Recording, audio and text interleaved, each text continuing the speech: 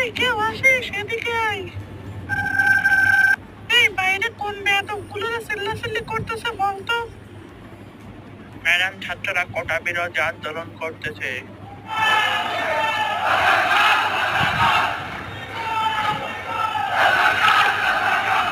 এবার তুই দেখবি এই বেয়াদবগুলোকে আমি কি করি।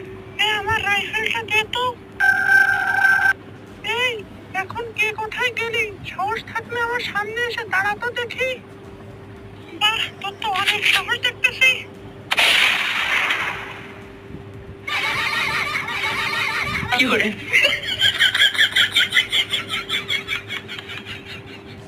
মোদিজি, আমি আপনার কাছে চলে এসেছি।